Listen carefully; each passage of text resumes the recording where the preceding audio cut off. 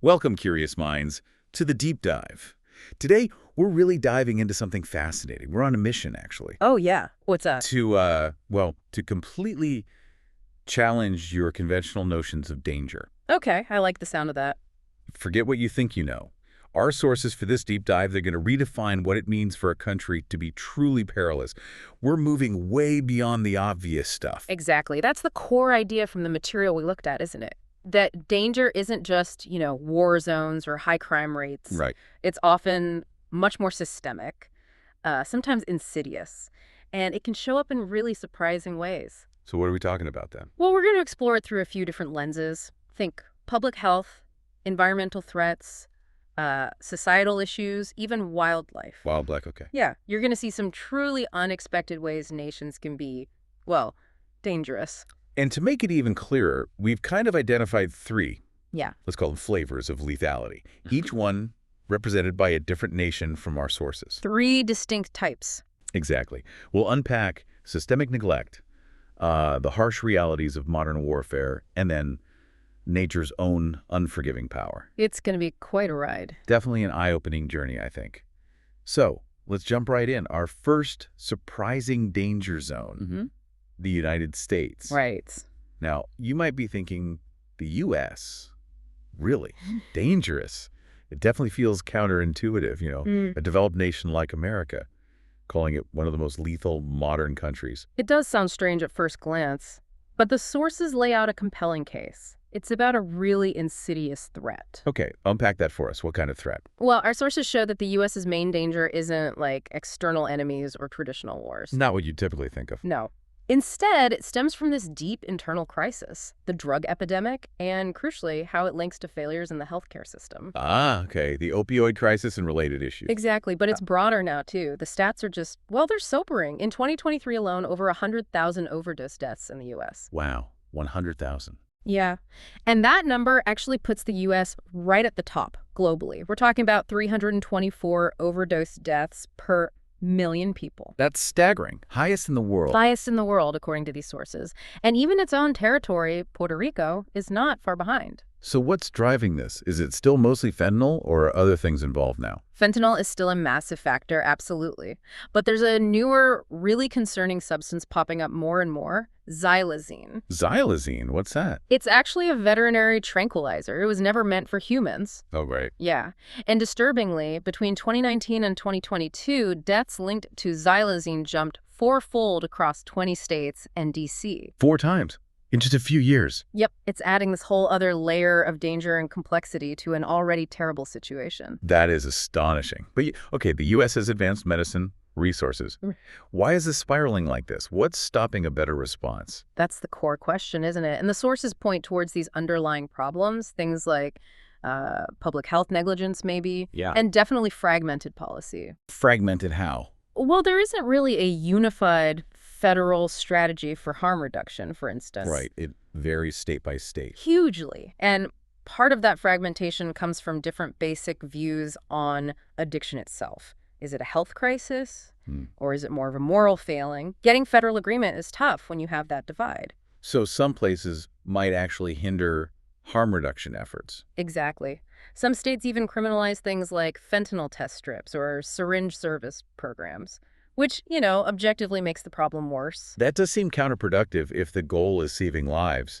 How does this compare elsewhere? Are other countries handling similar problems differently? Well, you could look at Portugal. It's a really stark contrast. They decriminalized drug use quite a while back. Decades ago, wasn't it? Yeah. And importantly, they shifted their whole focus to public health support. They provide clean kits, make naloxone widely available, treatment over prison, basically. And has it worked? The data suggests they've seen a big reduction in harm. It really shows a completely different philosophy and policy approach. It demonstrates what's possible when you treat addiction primarily as a health issue.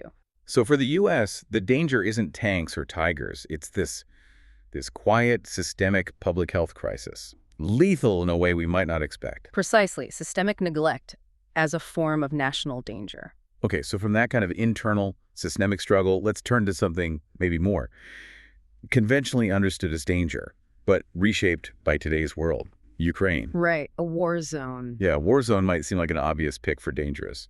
But Our sources show how the ongoing conflict there is really amplified by modern technology. It creates these unique, profound kinds of suffering. Absolutely. The way war is fought has changed so fast in Ukraine, especially since the full-scale Russian invasion in 2022. How so? It's become this modern, brutally efficient war zone. Threats are constant. They're everywhere. Artillery, missile strikes, that's daily life. And, crucially, civilians are absolutely not spared. Hospitals, schools, playgrounds, they've all been hit. Deliberately targeted. The sources suggest that's often the case, yes. And you mentioned technology playing a big role. An unprecedented role. Drones. They are just everywhere. For spying, I assume. For reconnaissance, yes, but also as weapons themselves. We're talking FPV drones, first-person view. So the operator sees exactly what the drone sees, like a video game. Pretty much, yeah. Ah. Allows for very precise targeting. And then you have loitering munitions. For this. Basically, drones that can hang around, circle an area, wait for the right moment, and then attack. Like a predator drone, but often smaller and cheaper. And are these sophisticated military drones?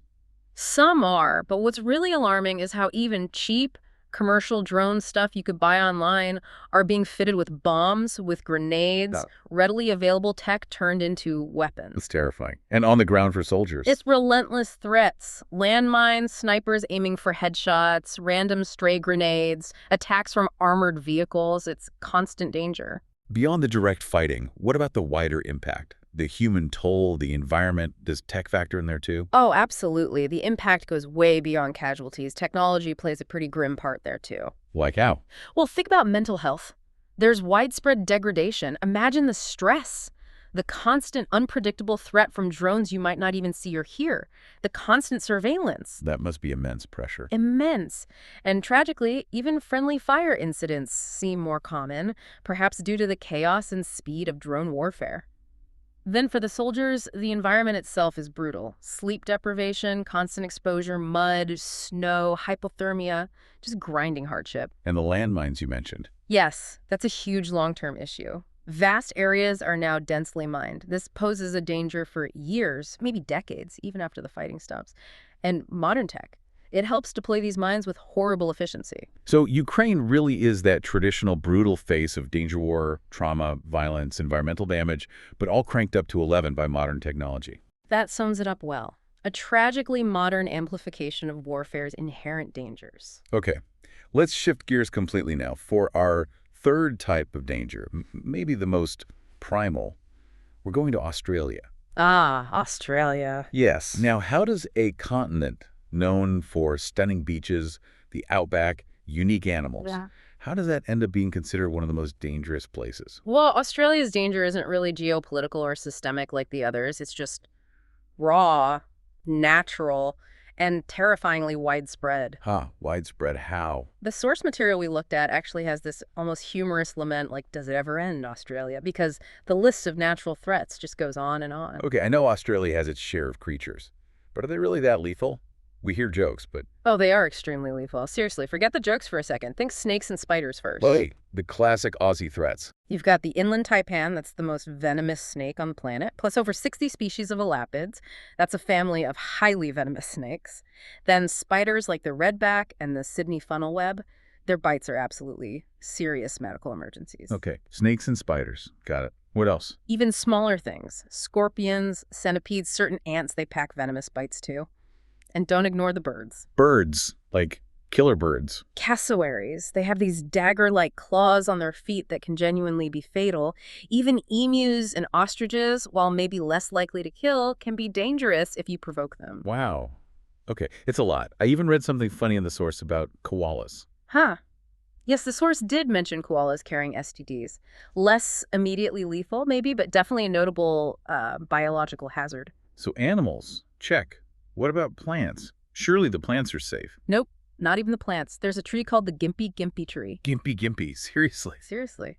Also known as the giant stinging tree. Its sting can cause agonizing pain, not for days, but for months, even years in some cases. Months or years from a plant. Yes.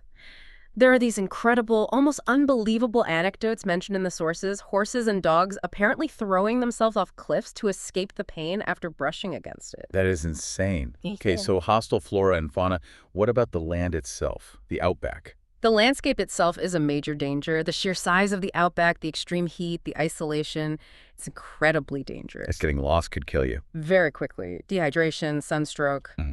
People die out there. Even locals who know the area can fall victim because the distances are just so vast and the conditions so brutal, it's unforgiving. Okay, land.check, animals.check, plants.check. Please tell me the water is safe. The beaches. Definitely not. The oceans around Australia. Just as hazardous as the land, if not more so in some ways. Oh, come on. Sharks, I guess. Sharks, yes. Bull sharks, great whites, they're definitely there. But also, box jellyfish, notoriously dangerous. Blue-ringed octopus, tiny but incredibly venomous. Wow. Sea snakes, stingrays. And then there are venomous fish, like lionfish and stonefish. Their stings can be agonizing, potentially fatal. It's like everything there evolved specifically to be dangerous. It really feels that way sometimes, doesn't it? It's a comprehensive list of threats above and below the water. So, Australia. It's not war, not policy failure. It's just nature's dystopian playground, basically. If one thing doesn't get you, something else probably can. That's a pretty accurate summary, based on the sources. A formidable testament to raw natural power. Wow. What a journey this deep dive has been. Seriously. From, a hidden public health crisis in a developed nation Right. to a war zone supercharged by technology, and then landing on a continent where seemingly everything in nature poses a threat. It really forces you to rethink danger, doesn't it? Absolutely. It makes you reflect on these completely different flavors of danger we explored today. It really does. And I think the core takeaways from the sources highlight this variety so well. Yeah, summarize those for us again. Okay, so the United States, surprisingly perhaps, represents systemic neglect. That danger comes from drug overdoses driven by deep failures in public health systems and policy. Okay, systemic and neglect. Then Ukraine. More predictable maybe, but with those unique modern twists. It clearly represents warfare. Invasion, advanced weaponry, the sheer environmental suffering. Right, warfare amplified. Exactly. And finally, Australia. Rugged, wild Australia embodies natural predation. The wildlife, the harsh terrain, the dangerous sea life. It's nature itself as the primary threat. Systemic neglect, warfare, natural predation. 3 very different types of lethal environments. Completely different mechanisms of danger. And this kind of multidisciplinary view, pulling from health, tech, environment, it's just invaluable, I think. It really shows that modern dangers aren't just found in obvious combat zones anymore. They can be bureaucratic, they can be environmental, even microscopic, like a virus or, xylazine contamination. That's a key insight. Understanding these really varied, often overlooked threats feels crucial. It's key to being genuinely well-informed about the world today, don't you think? I completely agree. It broadens your whole perspective. And maybe a final thought for you, the listener, to ponder on. How does redefining danger like this actually impact how you see things? Yeah, how does it change your view? Your perspective on global events, maybe, or on travel, or even thinking about the subtle threats that might exist, right within your own community. It's a concept that really touches everything once you start thinking about it that way. That's a great point. We hope this deep dive leaves you feeling, curious and maybe a bit more empowered. Keep thinking. Yeah, keep pondering. What other hidden danger zones might be out there beyond the headlines? And how does understanding these complex, often hidden threats actually lead to deeper insights about our world? Lots to think about.